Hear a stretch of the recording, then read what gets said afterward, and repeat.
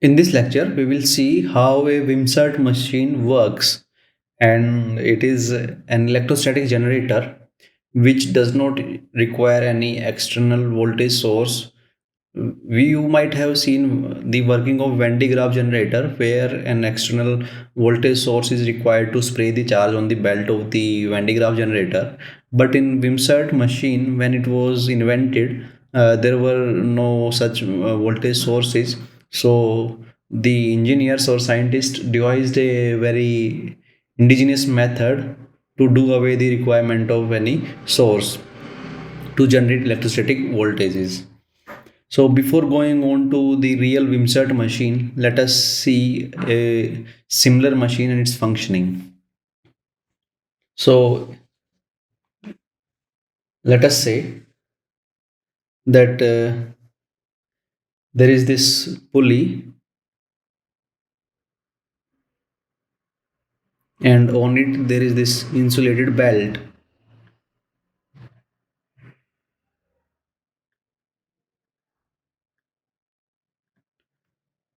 Now again there is a pulley.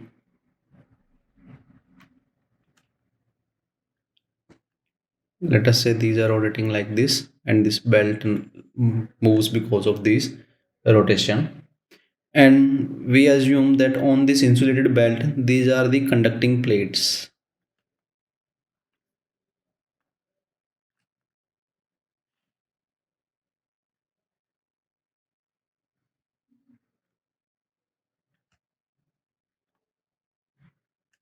So although the blade is this belt is insulated, but it is having these conducting part on it, or the plates on it, and these are rotating with the belt. And there is a charge transfer mechanism to a big dome which is metallic. Let us say this is this charge transfer mechanism which transfers the charge from these conducting plates on the belt. Now there is again another similar structure with pulleys and belt, similar structure, ditto structure rather, uh, with similar conducting plates on the insulated belt. This is also rotating, and this is also having similar charge transfer mechanism to the big dome.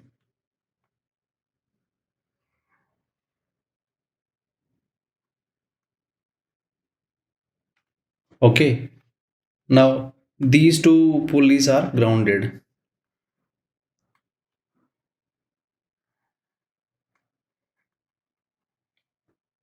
but a plate is taken from this dome and put here like this, and a plate is taken, this is not touching. So please ensure that this is remember that this is not touching, this is away from this big dome. Similarly, from this dome a plate is taken and kept here. So these two machines are identical. So let us say the capacitance between this plate and this pulley is Ci, and similarly it will be Ci here because the geometry is same. Similarly, let us say the capacitance of this big dome is C, so it will be also C only. Now let us assume that due to some noise or some humidity or some other problem, or just by some natural phenomena, there is some unbalance of the charges, and one of these plates become, get some very small charge, that is, it does not remain neutral. So what will happen, let us say that this gets a small positive charge because of some noise or some natural phenomena, or we may initially put some charge through, by rubbing a glass rod with some amber or wool and putting it here. So we can put put a deliberate charge here also. So what will happen, it will induce minus charge on these plates, and these will get transferred to the big dome.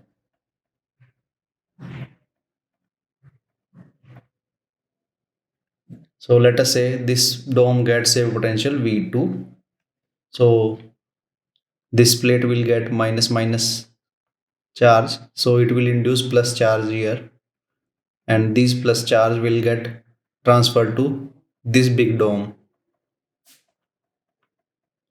and it will go to here. So let us say this is voltage V1. Now we see that just after inception of some stray charge on one of the plate, the cycle starts and the other plate also gets opposite charge, and in turn it builds up charge on the first plate. So you see there is this positive feedback. It starts from here, from this plate it gets charged and it gets transferred to this plate, and this plate in turn starts inducing charge on this plate, so this get transferred again here. So you see this is a positive feedback system. So we expect a continuous buildup of charges and potential on the big domes of these two machines, unless the air or the dielectric media in which these machines are present they break down. Till then there will be development of charges and potential on them.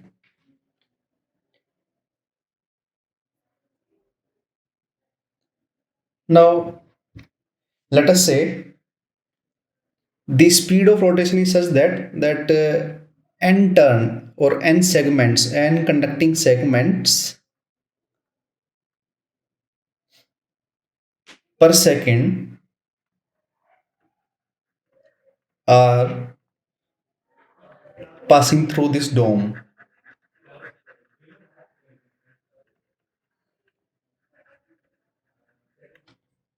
So the charge induced on this belt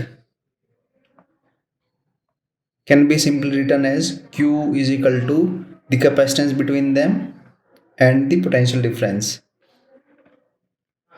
and minus sign because this is coefficient of induction which is negative in, or negative, which we have seen in one of our previous lectures also.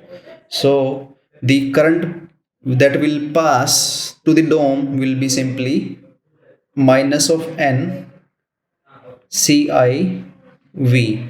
So this is the current which is going to pass to the dome. So we can make an equivalent circuit here, that this is the current source minus NCIV, and it is passing to this big capacitor which is C. Similarly,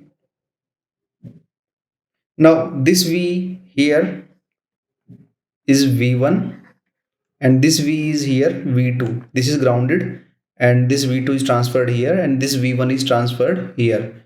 So I can write it as V1 here. Similarly, for this, the circuit will be the current source minus NCI V2 and this capacitance C.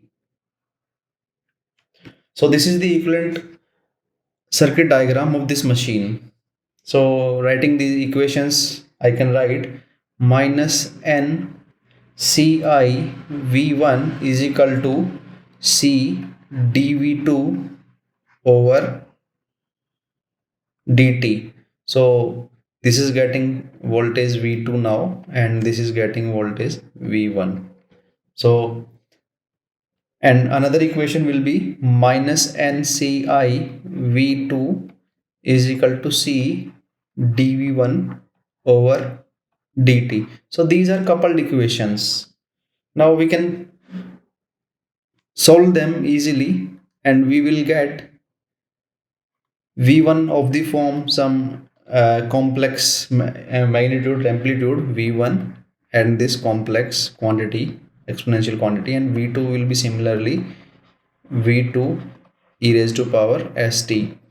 Now on solving we or putting this V1 and V2 in these two equations, we can find that S will satisfy a characteristic equation with roots given by NCI over C square, or it implies S will be plus minus NCI over C.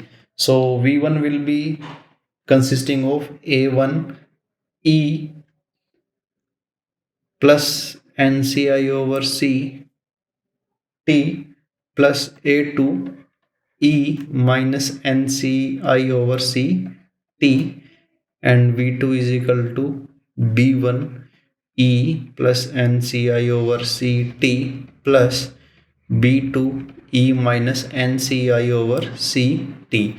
So this part is going to decay with time, and it will after a long time will decay to zero. But these two parts are showing this positive feedback or buildup of voltage, and this is what we are interested in. So you see that the voltage on both the DOMs are going to get built up with time, and the value of these A1 and B1 can be found from the initial conditions. So once initial conditions are known, we can find their values also. So let us say that n is equal to 10, that is 10 conducting segments pass per second from this big dome, and the capacitance between the plate and the pulley is 2 picofarad, and the capacitance of the big dome is 10 picofarad, and these are very real estimates also. So you see that the time constant, by putting the values here, we see that S is equal to 2, or time constant is 1 by 2. So you see within zero point 0.5 second we will be able to get a very high voltage on these two domes, and the voltage will build up to a level unless the air or the dielectric media in which this device is present will break down. So in this way we can generate high voltages without using any external source. Now what happens in a Wimshurst machine? So in Wimshurst machine, the similar procedure is there, or similar principle of functioning is there. But what happens in this? We don't have this pulley or belt arrangement. In this we have conducting segments on a wheel. This wheel is insulated, but it is having these conducting portions,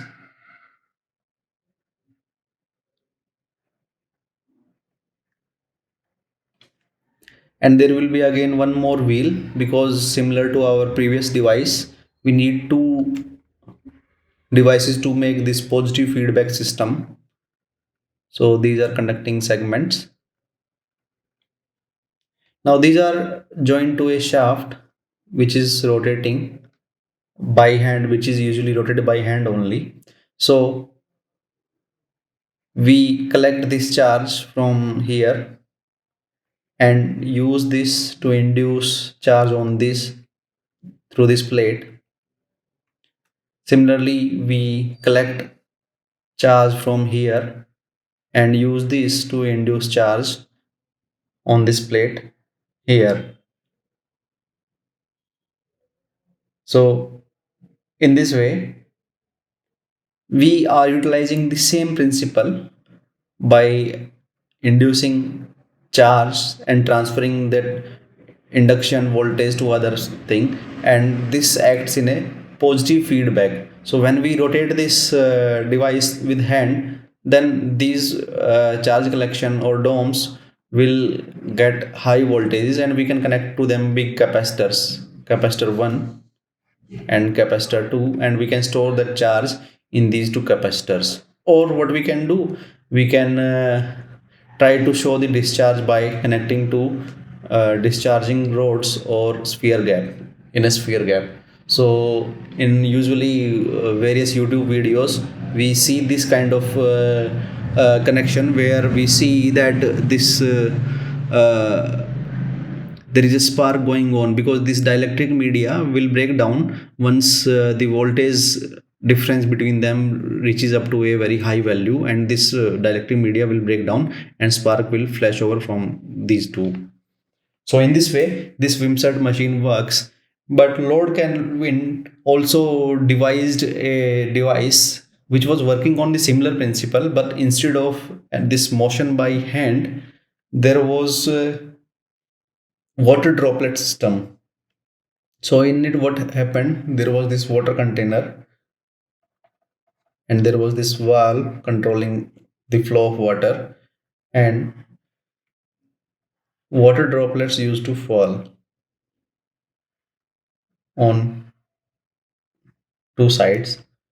So while falling, the water droplets will get some charge that will transfer to this here. Similarly, water droplets from here will get some charge and this will get transferred to here.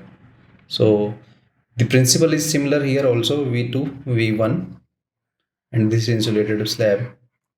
So some n droplets per second are falling, and in this way voltage is getting developed and being stored in these capacitors by just falling water droplets, and these droplets are getting charged while they are falling due to some natural phenomena, or the charge is present there, ions present. So, and this top is grounded, similar to our previous device also where it was grounded. Similarly, this pulley is grounded, this center is grounded. So in this way, uh, we have seen how this Wimshurst device or machine works and can be used to demonstrate electrostatic phenomena in a lab. However, before closing to this lecture, I should tell you one more thing, that if I use three wheels in a Wimshurst machine, I can generate three-phase voltages also. The circuit will be similar to, equivalent circuit will be similar to this current source, this capacitor, another current source, this capacitor, and another current source, this capacitor. And by the virtue of their connection, this will be minus NCI V3 C V1. This will be minus NCI V1. This will be V2, and this will be minus NCI V2. This will be V3. So similar to this previous procedure which we have done, we can solve and we will find that while solving, S will be having cube root of unity, and this will be a complex quantity. So you will find that S will be one real quantity, negative quantity, which is of not interest to us, and another quantity which is having positive real part showing build up of the voltage, and the imaginary part showing the frequency, because the equation will be NCI q plus CS q is equal to 0. On solving this, we will find this S1, S2, and S3. So we can find that this is going to give us some this part, the imaginary part is going to give us frequency, and this is going to give us the voltage development rate or the build-up rate. Now we will find that the various voltages V1 over V2 over V1 is equal to V3 over V2 is equal to V1 over V3 will be equal to minus NCI over SC, where S will be these 2 and 3 values, and it will be equal to minus 1 by 2, 1 plus minus root 3 J, that is having a phase difference of 2 pi by 3, which is equivalent to 120 degrees. So you see, we will be able to generate a three-phase balance supply. If not balanced, however, we will be able to generate three-phase voltage with 120 degree voltage difference. and the magnitude should be equal once the final voltage buildups, because we are assuming that the media breakdowns at the same voltage, although physical phenomena is little probabilistic in nature, and these voltage levels may differ by some small magnitudes because of various probabilistic phenomena involved in the breakdown of the dielectric. Now you might be wondering how I got this equation. Now it is very simple. I have got this equation from this equivalent circuit diagram only. This diagram, just by writing the equations from this diagram and putting them in this matrix form. So you see, minus NCI V1 will be equal to C dV2 by dt. Similarly, minus NCI V2 will be equal to C dV3 by dt, and minus NCI V3 will be equal to C dV1 by dt. So writing in the matrix form, I can write it as NCI CS d by dt is replaced by S only. 0 0 NCI CS 0 CS 0 NCI, and this is V1 V2 V3 equals to 0. So this will be 0 if and only if this determinant is 0. So by putting this determinant equal to 0, I will get this equation. And from this, the picture is clear that we can generate three-phase voltages using Wimshurst machine. Only thing is, we need three wheels which will be rotating on the same shaft, and connections will be like induction from here to induction from here to here, and induction from here to here, and this pulley, central pulley, is grounded. So this Wimshurst machine will be helpful in developing a three-phase voltage also. But of course, the voltage required or developed will be based on the electric strength of the media. So practically this is not used. It is easier to develop voltage using magnetic fields, that we will see in our upcoming lectures. So if you find that this lecture is helpful to you, then please share and subscribe our YouTube channel and join our Telegram group, whose link is given in the description of this video. Thank you.